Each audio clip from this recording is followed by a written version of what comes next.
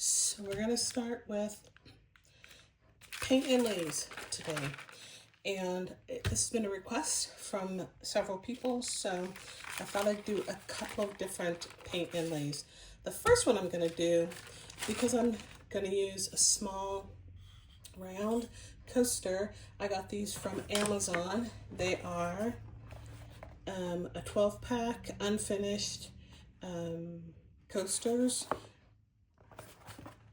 I thought I'd use these so I didn't use a whole big piece, and it's a good way to practice. So I've already put a white, I've already painted this white, so you don't have to watch me paint the base coat. I'm going to put another coat of Old White by Annie Sloan. I have this in a FIFO bottle. It's a first in, first out, so FIFO bottle. Got it on Amazon. And you don't have to do that. You can keep your paint in the can. I use it a lot. I use my paints a lot, so it's just easier for me. But you keep paint in the can, put it in a different container as you use it. So let's go ahead and get started. I like to spray mist my inlays before I start and set that aside. And if you do decoupage, and I can do another tutorial on decoupage, that's kind of what we do. We mist our paper. It stretches out the fibers, so you don't have to worry about the fibers being stretched when you get it wet for the first time if it's on the canvas. So so you mist it, kind of activates the paint on the paper as well, and then you put on a wet coat. You put on a wet coat of paint, and you're going to put on this coat of paint, and then you're going to place the inlay in the wet coat of paint. What this does is it gives it a place to transfer, meaning the inlay a place to transfer into. It's going to lay inlay into the wet paint. So I put on a generous coat of paint, making sure it's all wet. I need just a little bit more. There you go. You're not going to watch paint dry. I'm not going to have you sit and watch the paint dry. I'm going to actually use a heat tool to dry it, so it won't take very long. But now I have my paint. I want to make sure it's wet everywhere. I like thick paint, and I cannot lie. I like my paint to be thick. I don't mind brush strokes. I think that adds character. So when I do my furniture, I use brush strokes. I leave brush strokes. Oh, let me put this back in the frame. Sorry about that. And now I take my inlay and I put it, I'm going to place it where I want it. I've tried this before. I placed it previously, and I'm just going to lay it down. I'm going to kind of pat it, and I'm going to take a paper towel. I'm going to moisten that towel. And I'm going to mist the back of this as well. And then I'm going to use this to smooth out as much as possible the wrinkles that are in here. So this needs to be wet in order for the paint to transfer. So I'm going to do it again. And I have this towel that's damp as well. And I'm going to smooth out these wrinkles. In decoupage, we do this as well, right? We place the paper and then we smooth it out with either a piece of plastic wrap, or people use a brayer. You can use a brayer on this as well. And it's just to lay the paper, make sure the paper has good contact. You don't want to overdo it. You can press it down and just make sure it's all down where you want it. So the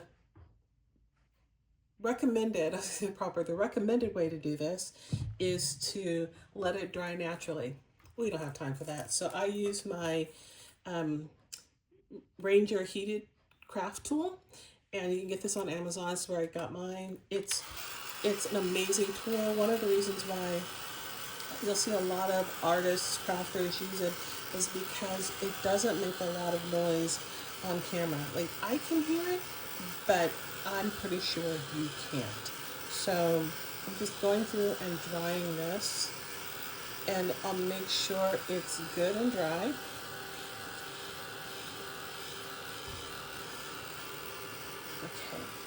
You see, I can tell that it's drying because the paper is becoming opaque again. It was more transparent when I started, but the paper is currently becoming opaque. You can also feel it. I don't know if you do laundry, but my husband thinks it's strange. But when I do laundry, I put the laundry like on my lip or my face to see if it's still wet. And he's like, I can't do that. But you can feel, because it feels cool to the touch. That's what it is. It's not that it feels wet, but it feels cool. So that's what you're looking for. And it would be strange, right? It's a different feeling. I know that I'm using a heat tool, so everything should feel warm. But if it feels cool, then it's still wet. So let's continue to dry it. I'm gonna let it rest for just a minute. And still feel it. I can still feel that it's still a bit damp, so I'm going to let this sit and I'm going to do a second one. I'm going to do a different color and a different type.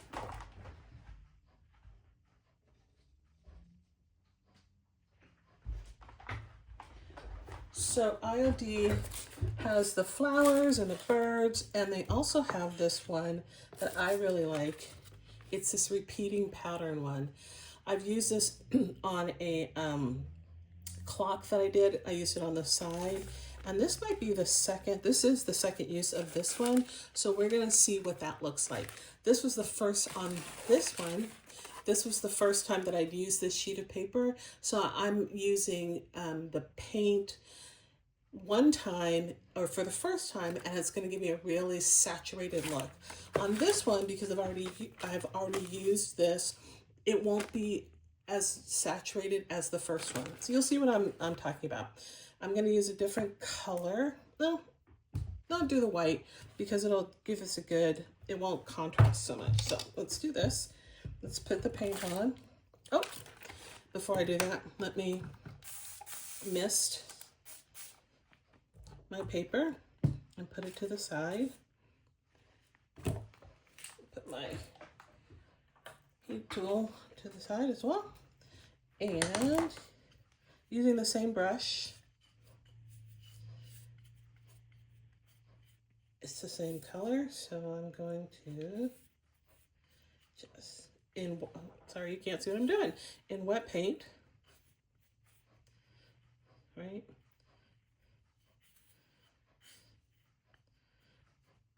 Okay. I've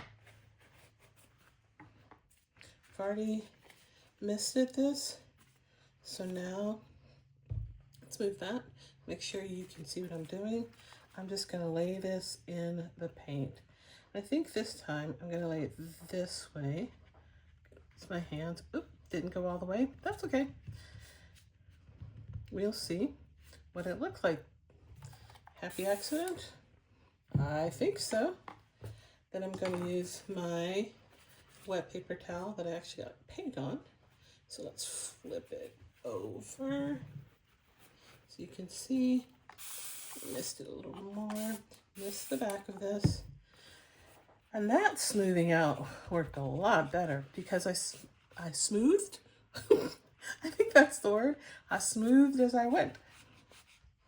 So I want to make sure, yeah, I don't have very many wrinkles in this one. I like that. I like that a lot. So same amount of paint, I think, but different technique, different laying technique. And let's dry this a bit, and then I'll go back to the first one and pull it off, and then while we let this one rest, and then I'll pull this one off, and we'll do the reveal on both of them and see how it comes out. So again, the first one, a new sheet. It wasn't a full sheet, but it was a new sheet. It hadn't been used before. And this inlay, it had been used before, and I didn't get it all the way to the edge, but I have that ripped edge, so the break will look, I think, a bit natural. And then we'll continue with the final presentation of this. So I'm just drying this really quickly, hopefully you're not bored. So I haven't introduced myself.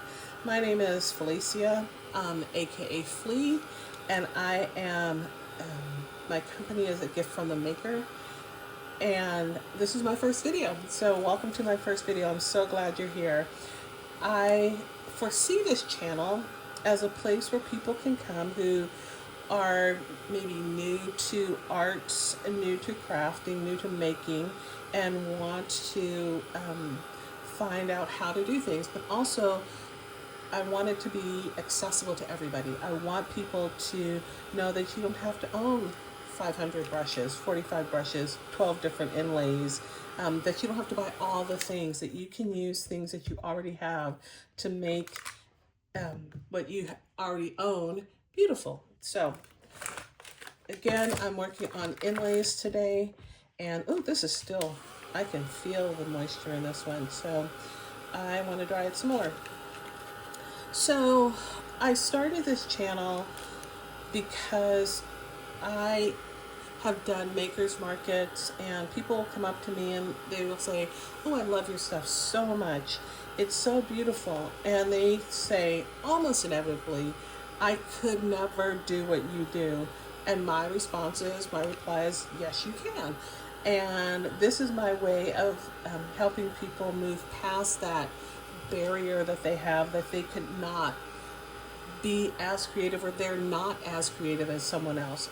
I'm only as creative as I've practiced, as I've participated in this. So the first things that I did, I really wish I could show you the first thing I did. I gave it to a friend, and it was pretty hideous looking back on it, but she was so grateful to receive it. And that's my history. That's how I got started, and I'll do a separate video on that. I'll tell you that story another time. But I have been doing this now for about 20 years, and so it's different for me, right?